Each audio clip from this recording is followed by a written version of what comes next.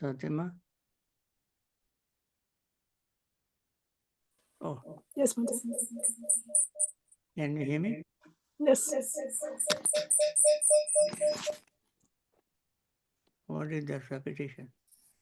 Leave this room. Okay. Good morning, Bhante. Good morning. You can hear me? Yes, Bhante. Okay. Can you read questions if there is any?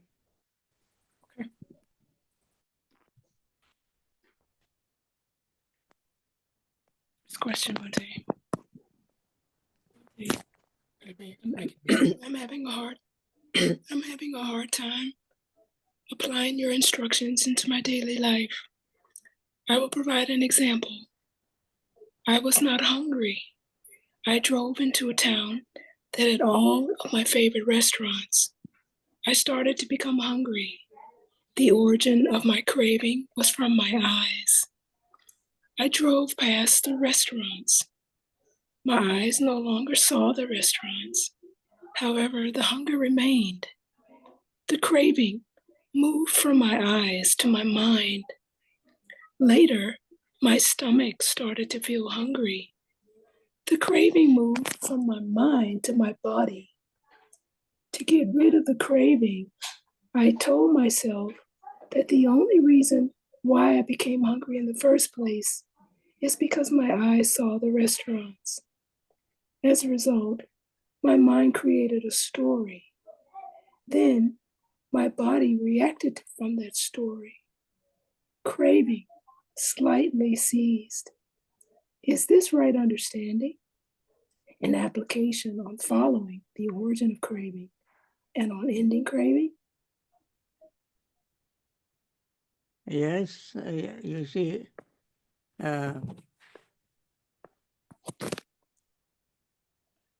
you normally feel hungry when your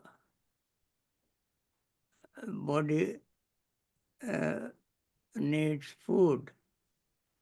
Your cells demand food. So you have to eat, consume. It's solid food or liquid. And that you have to do with mindfulness, that you eat to maintain this body. Even around enlightened persons, the Buddhas ate food to uh, to overcome their hunger, but they did not have the greed. It is said, rasa patisangvedi tathagato na rasa raga patisangvedi. That means they taste the food, but they don't have the greed for the taste. As we mentioned yesterday in our talk, uh, tongue is pleasant, taste is pleasant and agreeable, where craving arises in an ordinary person. But even though an enlightened person tastes food, they don't have craving for food. Now, people who have craving for food like to prepare various kind of food and go to various restaurants and try various things in the world in various places. But around the Buddhas, they take the alms bowl and go from house to house to collect food. Whatever they put in their alms bowl, they take home and eat. And there they don't make any particular choice. Whatever people give, they, they know how much they can consume and they receive only that much, not too much. They don't want to waste food. And in that respect, they eat. Similarly, you said uh, in your case, when you asked the question, craving slightly ceased. Is this right understanding and application on following the origin of craving and on ending craving? Now, origin of craving and ending craving, you saw temporarily. That means when you crave for food, you eat, and then that hunger disappears. For that moment, your craving ceased, only for that moment. And next moment, you will have craving.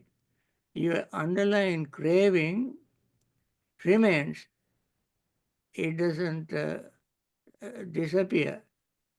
In the case of an arahant, they don't crave, they just consume food to maintain the body. And as I said, they are not going to choose various types. And therefore, there's a big difference between your uh, craving and their craving, their what you call need to consume food. Okay? Next question, Bhante, is can you describe the meaning of the phrase mental object?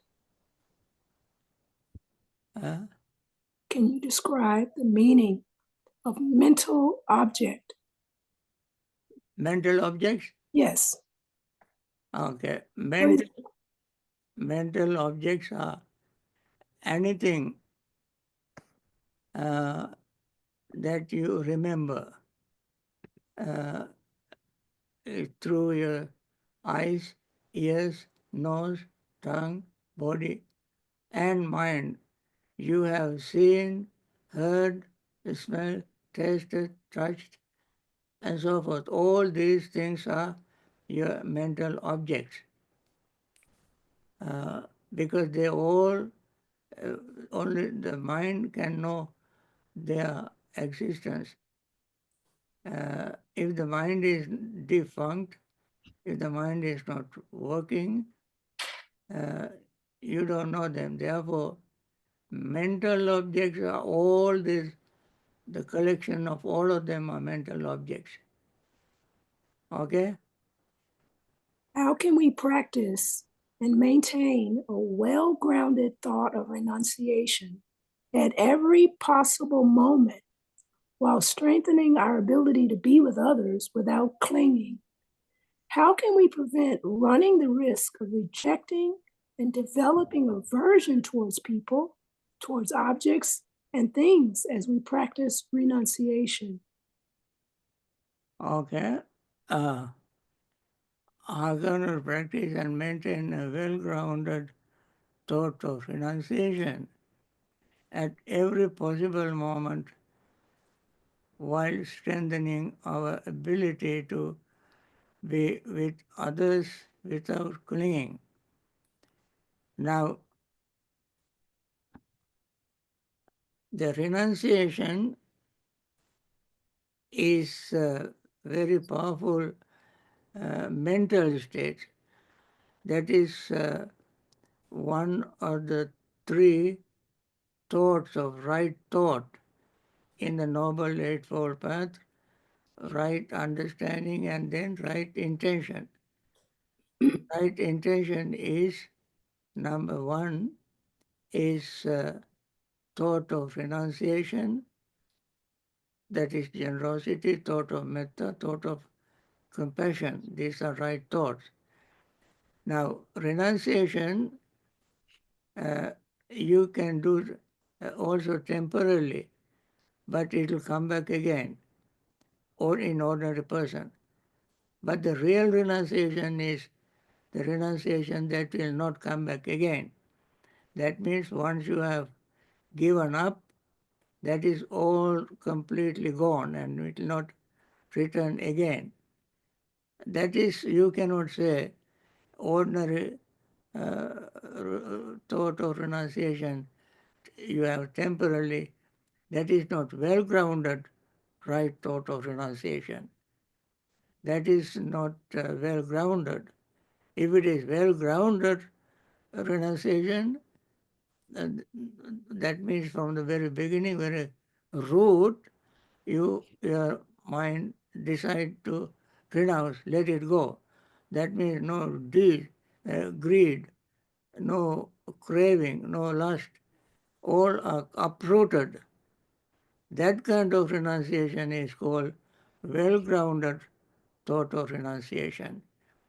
So every possible moment while strengthening our ability to be uh, with others without clinging, you don't want, you can never want to be with anybody without what you call clinging. The fact that you want to be with somebody means that you have clinging. Don't try to cheat yourself that you are with somebody without clinging. That's not happening. The very fact that you want to be with somebody, you have clinging. how, how can you prevent uh, running the risk of rejecting and developing aversion towards people, objects, and things as we practice renunciation? If you practice renunciation, you will not have any thought of aversion, rejection towards objects or people and so forth. These are not compatible with the renunciation. The thought of renunciation we have happen only when we have disenchantment, disenchantment, vira, nibbindati. Nibbindati means disenchantment. Disenchantment happens through understanding.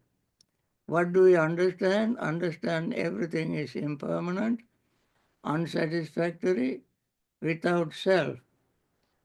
And then you have uh, you have you are disenchanted with it. Otherwise, you are not disenchanted. Disenchanted.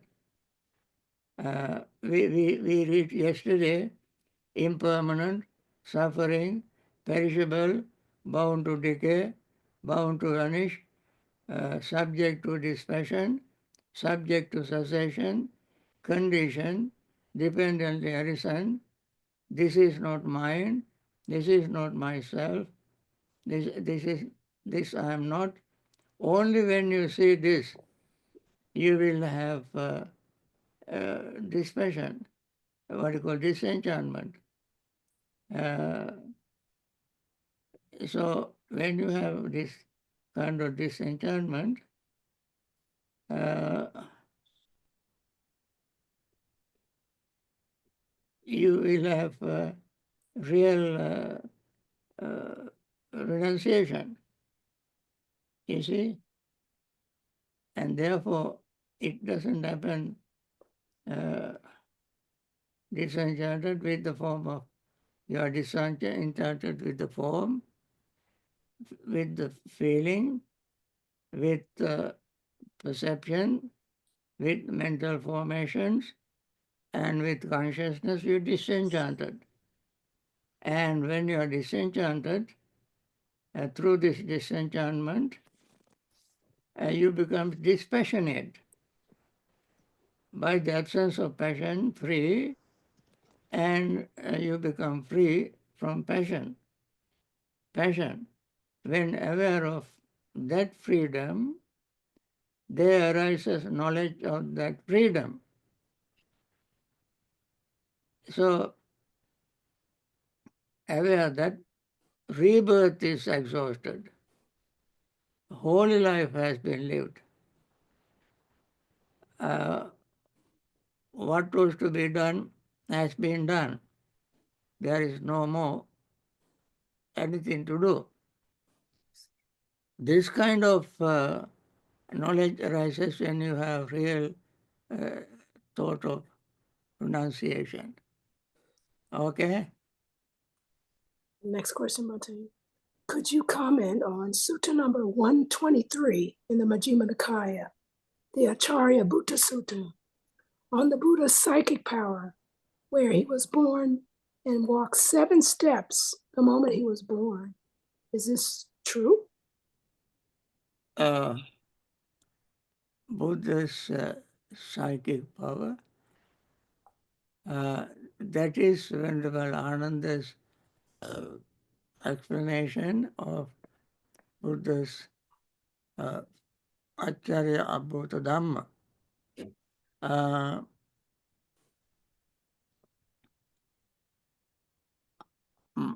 I myself uh, don't know this very well, but this is a very strong traditional explanation of beliefs that we find in Buddhist uh, commentaries. In the Buddha's uh, discourses like Arya Pariyasana Sutta, in suttas we don't find this, that the 7 Buddha went on 7, walked 7 steps, and each step was accepted by lotus flowers, and these are found in commentaries and later books. But in original suttas, nowhere we can find this explanation. So you have to believe the tradition and uh, to make this to get the answer. Okay. Next question is how exactly do we meditate to give up the craving you told us about yesterday? Shall we learn it like how we heard it, meditate on it again and again until we see the truth? Can you give us your advice about how to do this step by step? Okay. I said in order to uh, yesterday I gave a whole list of things to practice, friends. You remember you are asking the same exactly. You are asking how exactly is this to meditate about giving up craving. So I gave you very big list yesterday. Uh, this is impermanent, unsatisfactory, subject to change, subject to this and this, and therefore this is not mine, this I am not, this is not myself. And then when you meditate uh, on this, in these 12 ways, I say, I just finished saying, perceiving this. What do you perceive? Impermanent, unsatisfactory, and subject to change, subject to alter, and disappearance, dependent arisen, and that's a condition, and so forth and so on. When you see all of them like this, you, exactly as they are. Exactly as they are. If you don't see them exactly as they are, don't ask me any question.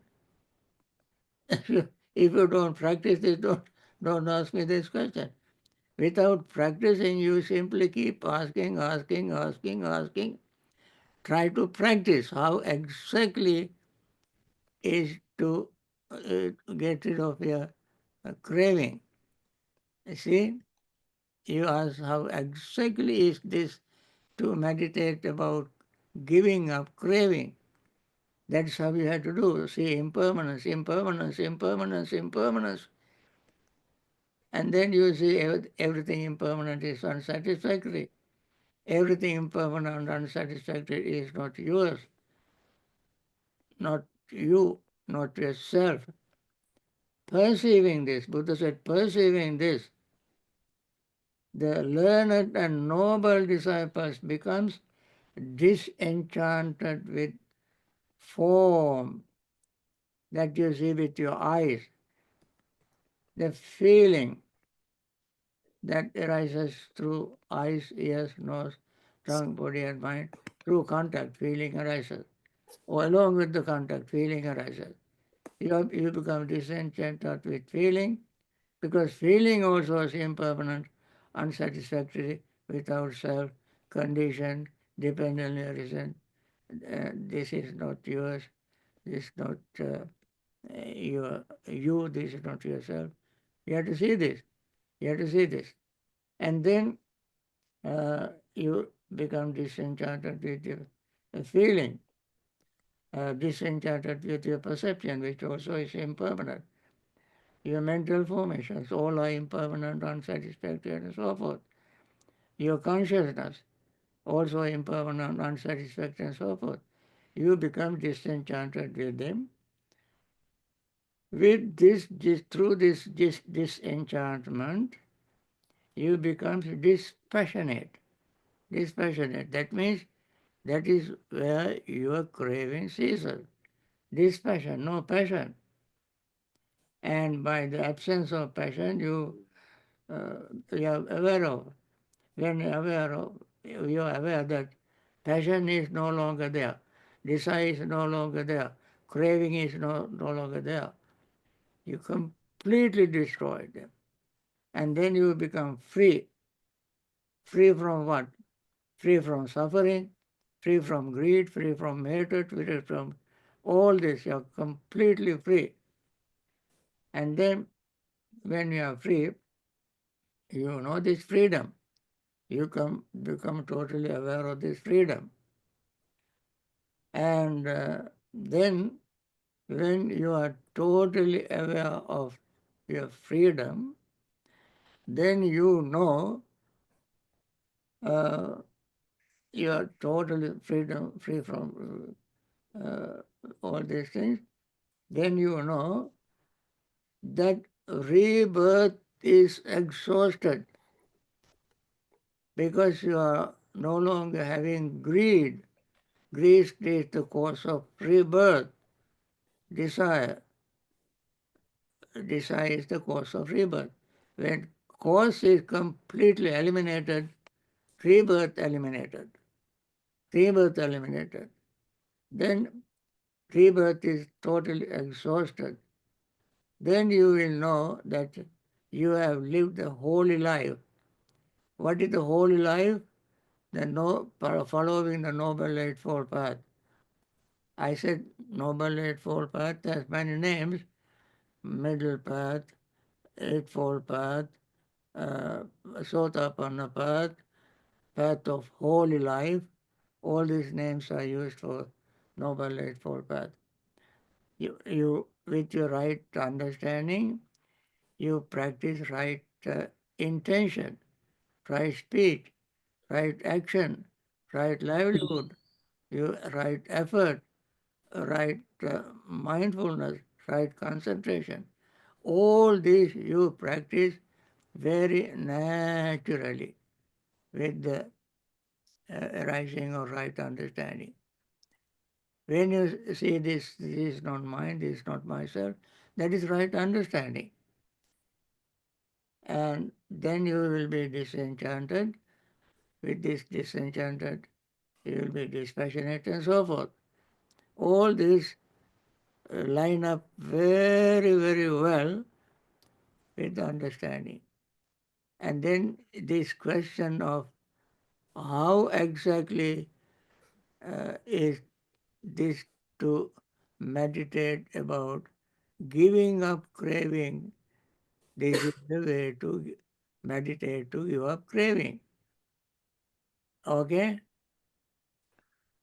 Bhante, the next question is, when I use yesterday's explanation of the way craving ceases in my daily life, when I'm attracted to something or I see something or I hear something, should I remember that whole craving section or just focus on the Vedana?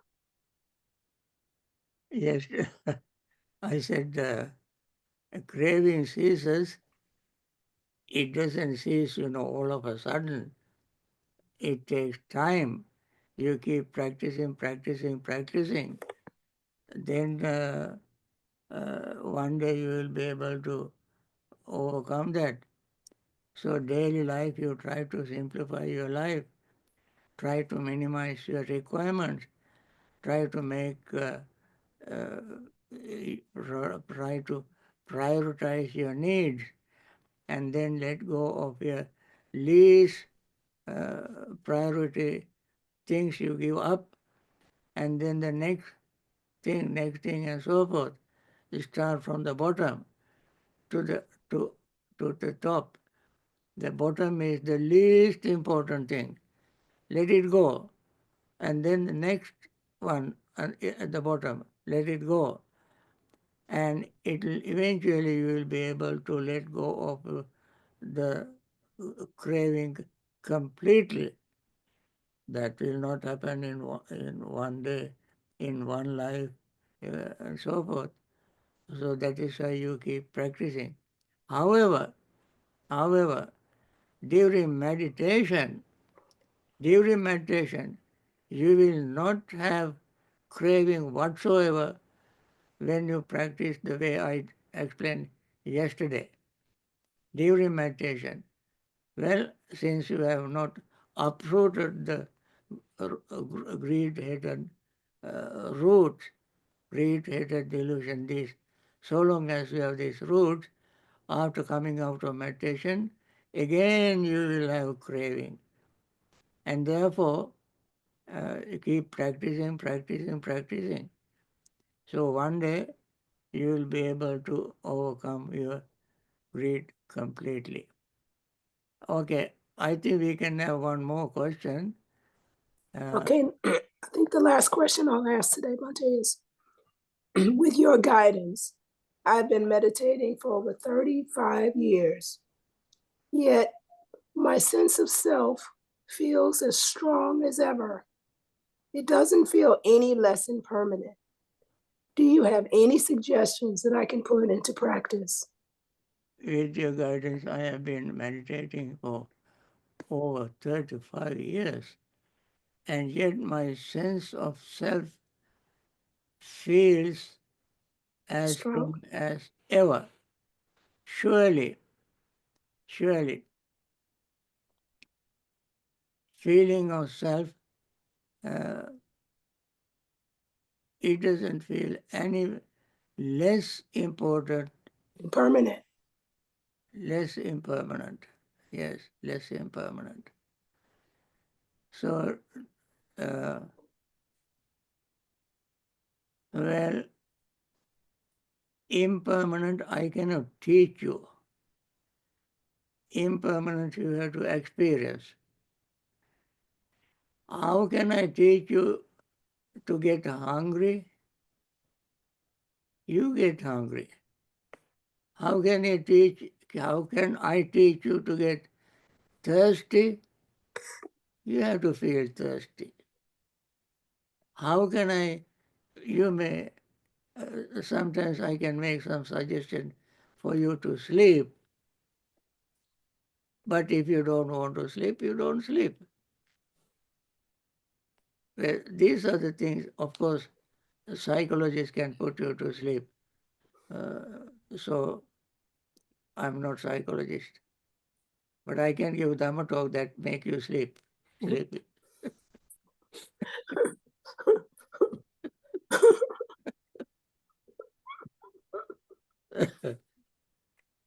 Uh, anyway,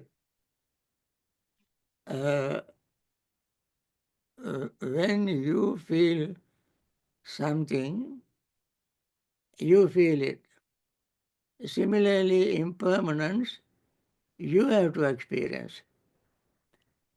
Uh, I tell you, just for your information, how many times you breathe a day? I think 22,000 times we breathe a day. Why so many times?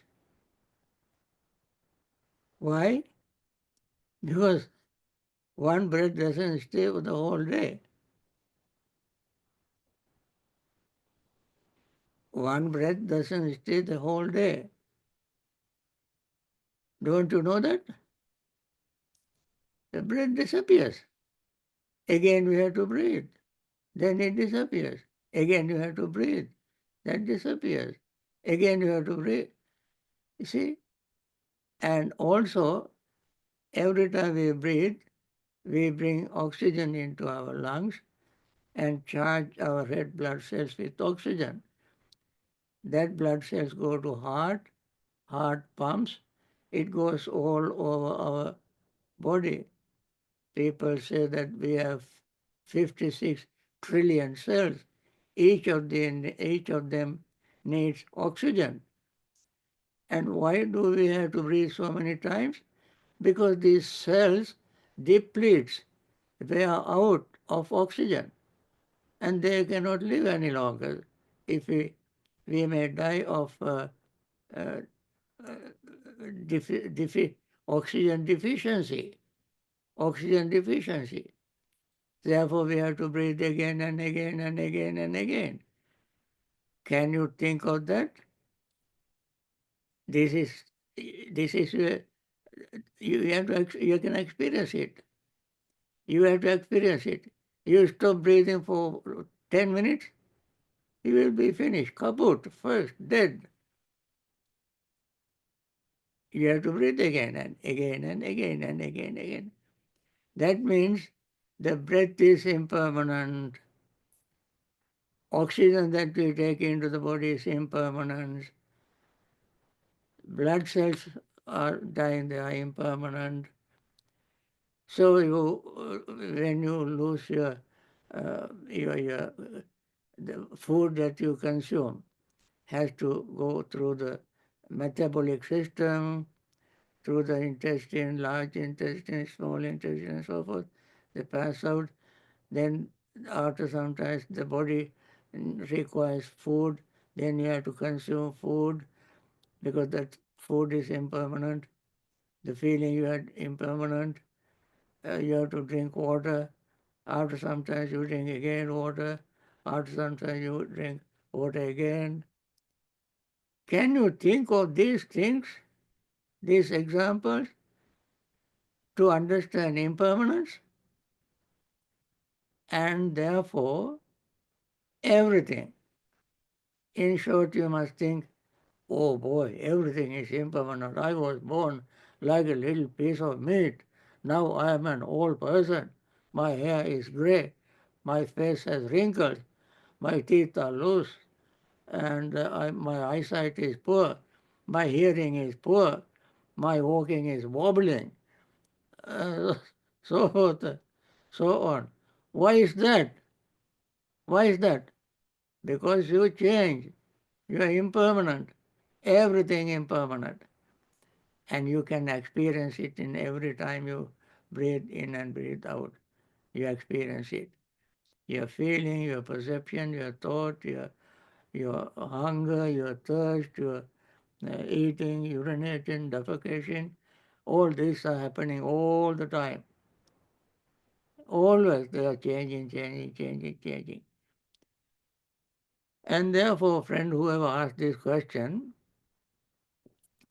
try to understand the true nature of your own life, your life, your body, your feeling, your perception, your thought, your consciousness, uh, your sound, smell, taste, touch, and all these things are changing all the time. And therefore, when you see these changes all the time, you will become disenchanted with your body, with your feeling, perception, thought, and consciousness. When you are disenchanted, you definitely become dispassionate. Then when you are free from passion, greed, that means greed. You are free from that, then you know that free birth is exhausted. At least you can understand a little bit in your meditation when you meditate this way. Friends, I must say that uh, in conclusion, this is my last answering a question session for this year. Today is the last day for this year.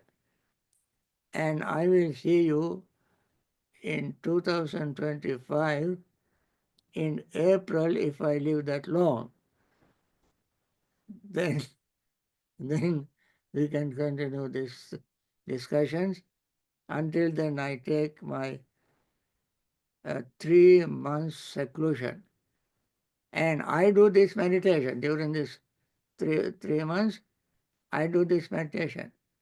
And I encourage you to do that meditation. You can download all of them from YouTube and print out and keep it in front of you and keep reading every day. Then that is your homework. 3 months homework. Keep this homework, and next year I will give you a test on this homework. Okay? Now let me end this session and go do some meditation. Okay? Sadhu, sadhu, sadhu. All right.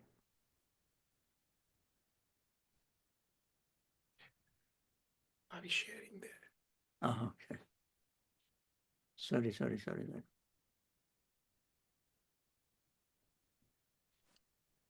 Sadhu, sadhu, sadhu. Okay. Thank you, Bhante. Love you. Oh, yeah. Thank you, Bhante. You're most welcome. Thank you, Bhante. Let us meditate now. Okay?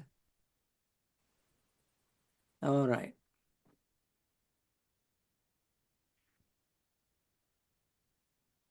May all beings be happy and secure.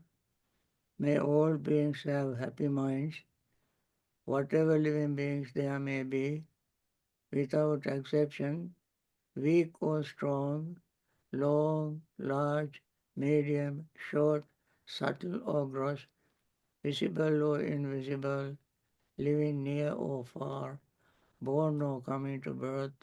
May all beings have happy minds.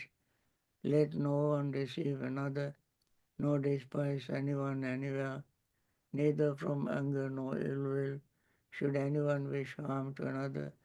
As a mother would risk her own life to protect her only child, even so, towards all living beings, one should cultivate a boundless heart. One should cultivate for all the world a heart of boundless loving friendliness, above, below, and all around, unobstructed, without hatred or resentment, whether standing, walking, sitting, lying down, or whenever awake. One should develop this mindfulness. This is called divinely dwelling here, not falling into erroneous views, but virtuous and endowed with vision, removing desire for sensual pleasures. One comes never again to birth in the womb.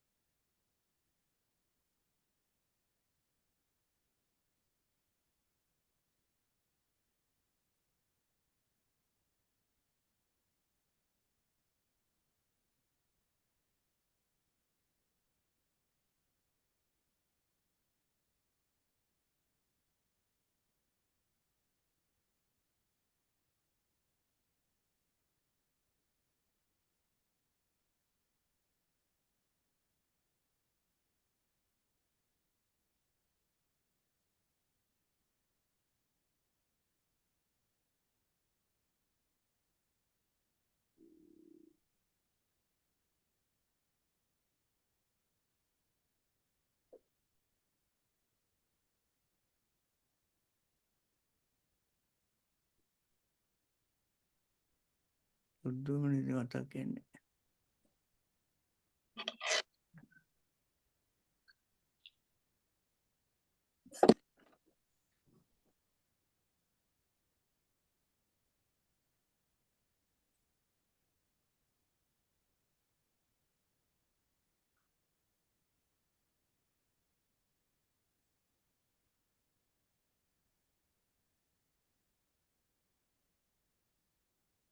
By means of this meritorious deed, may I never join with the foolish. May I join always with the wise until the time unattained Nibbana. May the suffering be free from suffering. May the fear-struck be free from fear. May the grieving be free from grief. So too may all beings be, from the highest realm of existence to the lowest.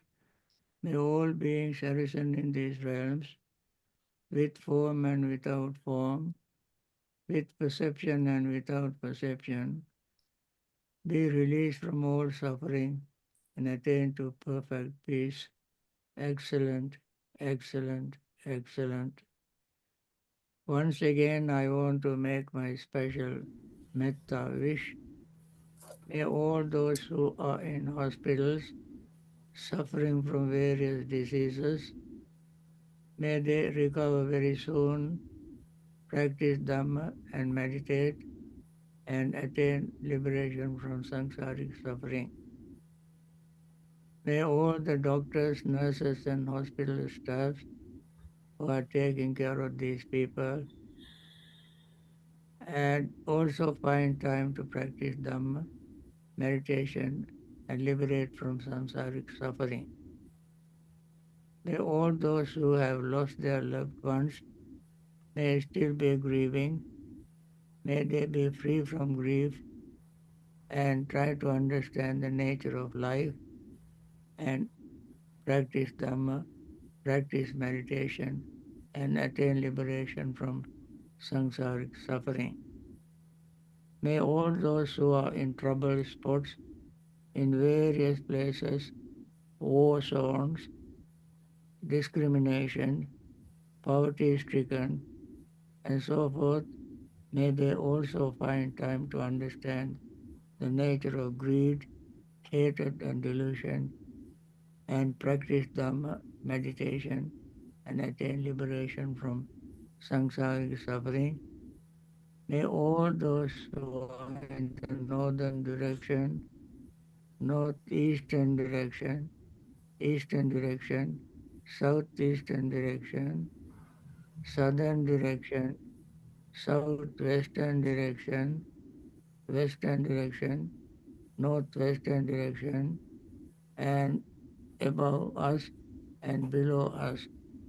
All those who are in these 10 directions be well, happy, and peaceful. May they all liberate from samsaric suffering. With these friends, I end this year's Dhamma session, and I hope to see you 2025 if I live that long, and have a very wonderful day. Thank you, Bhante. Bhante, Good retreat. Sadhu, May the sadhu, Sangha be sadhu. well, Bhante. Thank you, Bhante. Thank you, Bhante. See you next year. That class Okay, bye. PM today, Thank you, Bhante. Bhante. Long life. Bye. Many Love you, blessings to the Bhante. Sangha. Okay, bye. Yeah. Bye-bye. Thank you, Bhante. Tiga yuko bawah.